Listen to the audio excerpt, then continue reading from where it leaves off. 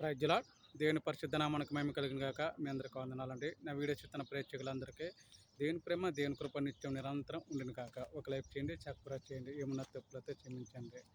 ప్రేమైన దేవుని సంగమా, దేవుని విశ్వాసమా, చక్కని వాగ్దానం మన కోసం చిత్తపరిచిన తండ్రిని దేవునికి వేలాది స్తుతులు స్తోత్రములు. 2 పేతురు 3:12 అధ్యాయంలో ఈ రకంగా రాయబడి ఉన్నదండి.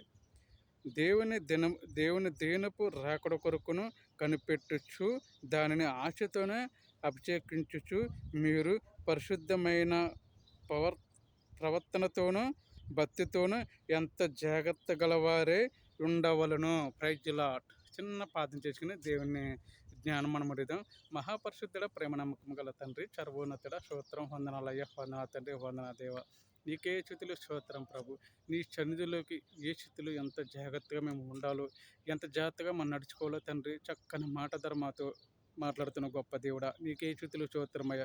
ఈ వాగ్దానం పట్టుకుని ప్రతి ఒక్కరు వెళ్ళి కృపణ దయచేతని, నడిచే కృపణ దయచేతని, వాగ్దానం పట్టుకుని ఆయన తండ్రి నీ చన్నిలో క్రమశిక్షణ కమ్మ పద్ధతి ఉండే కృపణ కూడా దయచేతండి. ఏసయ్యా వందనాలు తండ్రి. పైనుంచి దిగొచ్చే జ్ఞానాల ఆత్మశక్తిని దయచేతండి.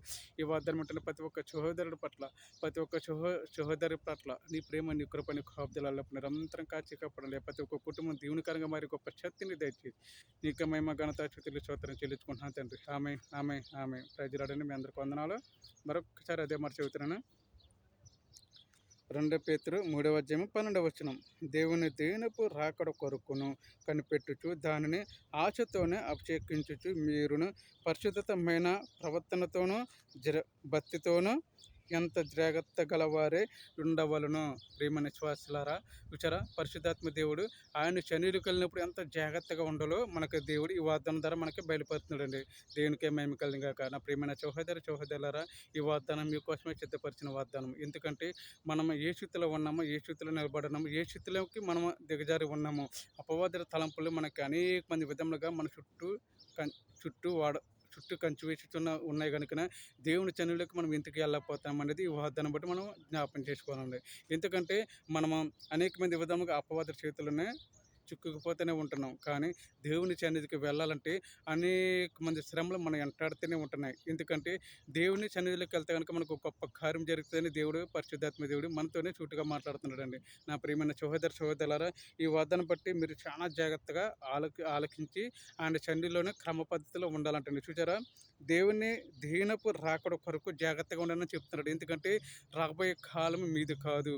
ఏ క్షణంలో మీరు అంతమైపోతారో మీకు తెలియదు కనుక నా సన్నిధిలోకి వచ్చినప్పుడు సంపూర్ణ హృదయంతో పూర్ణ ఆత్మతో నన్ను ఆరాధించండి. మీ కుటుంబం అంతా దీవెనకరంగా ఉంటుందని దేవుడు స్పష్టంగా చెప్తున్నాడు. ఎందుకంటే నా మందిరంలోకి వచ్చినప్పుడు ఇటువంటి ఆకంఠము కూడా రాదా అని దేవుడు పలుకుతున్నాడు. ఎందుకంటే మనకు ఆయన సన్నిధిలోకి వెళ్ళినప్పుడు అనేక మంది విధములుగా నిందలు, అవమానాలు, శ్రమలు, బాధలు అన్నీ వస్తాయి. అవును కదండి.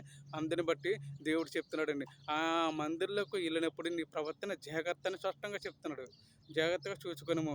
ఒకవేళ నువ్వు పాపంలోనే విడిచిపెట్టగా నా మందిరంలో అడుగు పెడతా కనుక నీకు 2 పాపం ఇంకానే ఎక్కువగానే జరుగుతుందని దేవుడు చెప్తున్నాడు. ఎందుకంటే ఏబు జీవితంలో మనకి స్పష్టంగా జరిగింది.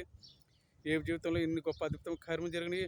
ఆయన దేవుని బట్టి విడవక అనేక మంది విధములుగా దేవుని సన్నిధిలోనే క్రమ పద్ధతుల్లోనూ ఇన్ని నిందలు వచ్చిన, ఇన్ని అవమానాలు వచ్చిన యోబు దేవుని విడిచిపెట్టగా గొప్ప కార్యం పొందాడండి. దేవునికి మహిమ కలుగాక. అలాంటి కార్యం నీలో కూడా కలగాలని దేవుడు ప్రేరేపిస్తున్నాడండి. ఎందుకంటే ఈ సాయంకాల సమయంలో పరిశుద్ధాత్మ దేవుడు ఈ వాగ్దానం ద్వారా మనం కూడా మెలకుపడమంటున్నాడండి. కనిపెట్టుతూ దాని ఆశతోనే అభిషేకించి మీరును పరిశుద్ధమైన ప్రవర్తనతోనే భక్తితోనే ఎంత జాగ్రత్త గలవారే ఉండవలన చెప్తున్నాడు. ఎందుకంటే మీరు చేసిన పాపములను ప్రతిదీ కూడా పైనుంచి చూస్తూనే ఉంటున్నాను. కానీ మీరు ఈ పాపాన్ని విడిచిపెట్టగా ఇంకా ఆ లోకానుసారంలో జీవిస్తూ నా మందిరంలోకి వచ్చి వేషధారులాగా జీవిస్తున్నారని దేవుడు పలుకుతున్నాడండి. దేవునికి మహిమ కలుగాక. నా ప్రియమైన సహోదరులారా, మనం ఇంకా వేషధారులనే జీవిస్తున్నాం. ఇంకా మనము అపవాదుడి చేతుల్లోనే పడి ఉన్నాం. కానీ దేవుడు చెప్తున్నాడు, ఇక మీదటనే మీరు మెలకుపడండి. ఇక మీదటనే నా మందిరంలో అడుగు పెట్టినప్పుడు వెళ్ళేటప్పుడు చాలా జాగ్రత్తగా ఉండాలి. నా మందిరము అగ్ని వంటి లాంటిది. ప్రియమైన సహోదరులారా, పరిశుద్ధాత్మ దేవుడు సాయంకాలం సమయంలో మీతోనే చక్కని మాటలు వాగ్దానం సూటిగా మాట్లాడుతున్నాడండి. దేవునికి మహిమ కలుగును గాక. ప్రియమైన విశ్వాసులారా, ప్రియమైన దేవుని సంగమా, జాగ్రత్త. ప్రతిదీ కూడా మనం చాలా జాగ్రత్తగా నివసించాలి. ఎందుకంటే ఈ ప్రియమైన సహోదరు అదే పేతురు గ్రంథం 2 పేతురు 3 అధ్యాయం 14 చూడండి, అంత తేటగా రాయబడిన మాటను. ప్రియులారా, వీటి కొరకు మీరు కనిపెట్టేవారు కనుకనే శాంతము గలవారే ఆయన దృష్టికి నిశ్చలంకములను గాను నిదారతులుగా గాను కనబడినట్లు జాగ్రత్త పడిరని స్పష్టంగా చెప్తున్నాడండి. నీలో ఉన్న మచ్చ డాగు ఏమన్నా ఉన్నా కానీ వాటిని విడిచిపెట్టి నా మందిరంలోకి ప్రవేశపెట్టినప్పుడు మీ ప్రవర్తన జాగ్రత్త జాగ్రత్త జాగ్రత్త అని ప్రతి మాట కూడా స్పష్టంగా మనతో సూటిగా మాట్లాడుతున్నాడండి. కానీ మనం ఈ ప్రవర్తన విడిచిపెట్టక దేవుని మందిరంలోకి వేషధారులాగా వెళ్ళి వేషధారుల జీవిస్తూ ఆయన సన్నిధిలోనే ఇంకా మనం ఘోరమైన పాపం చేస్తూనే ఉంటున్నాం.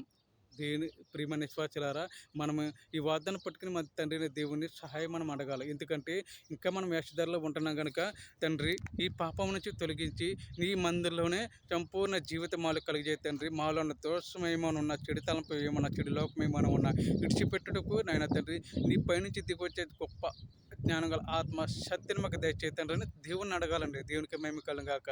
ఒకవేళ నువ్వు ఆ తలంపులో లేకపోతే కనుక, నా శరీరం నా ఇష్టం, నేను బ్రతికినంతకాలం సంతోషంగా బ్రతకాలి అనుకుంటే కనుక అది నీ ఇష్టం. దేవుడే చెప్తున్నాడండి. విన్న వాళ్ళకి సంతోషంగా సువార్త చెప్పము, వినని వాళ్ళకి అది నేను చూసుకుంటానని దేవుడే చెప్తున్నాడు కదండి.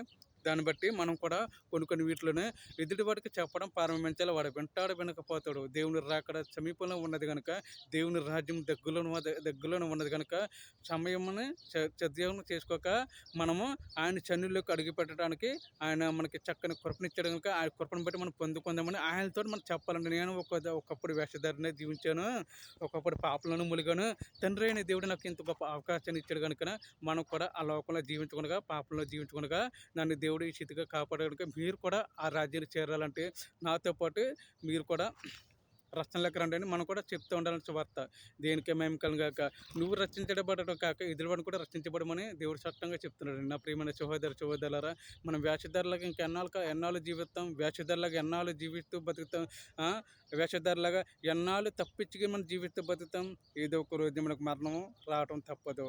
నువ్వు మరణించక మునిపే, నువ్వు రక్షించక మునిపే, నీ ఆత్మ మట్టిలో కలవక మునిపే నువ్వు జాగ్రత్త పడమని స్పష్టంగా చెప్తున్నాడు. నేను దేవునికి మహిమ కలుగును గాక. నా ప్రియమైన సహోదరులారా, ఈ సాయంకాల సమయం మంది పరిశుద్ధాత్ముడు నీతోనే స్పష్టంగా మాట్లాడుతున్నాడండి. దేనికే మహిమ కలుగును గాక. ఈ కొద్ది వాక్యం దేవుడు దీవించి ఆశీర్వదించి కాచి కాపాడు గనుక చిన్న ప్రార్థన చేసుకుందాం. మహాపరిశుద్ధుడ, ప్రేమ నమ్మకం గల తండ్రి, సర్వోన్నతుడ, స్తోత్రం, వందనాలయ్యా, వందనాలు తండ్రి, వందనాలు దేవ, నీకే స్థుతులు స్తోత్రం అయ్యా. అవును ప్రభా, ఇదిగో తండ్రి చక్కని వాగ్దానం 2 పేతురు నాయన తండ్రి, నాయన ఇదిగో 3 అధ్యాయం 14 తేటగా రాయబడిన మాట. తండ్రి, నీ ప్రవర్తన జాగ్రత్తగా చూచుకునము, నా మందిరంలో అడుగుపెట్టినప్పుడు జాగ్రత్తగా ఉండము, వేషధారులాగా నటించుకున్నట్లు నువ్వు మెలకుపడమని స్పష్టంగా చెప్తున్న గొప్ప దేవుడా, స్తోత్రమయ్యా. అవును ప్రభు, నాయన తండ్రి, ఇంకా వేషధారులను జీవిస్తున్నాను తండ్రి. ఈ పాపాన్ని విడిచిపెట్టలేక అపవాది చేతుల్లో నలిగిపోతున్నాను దేవా.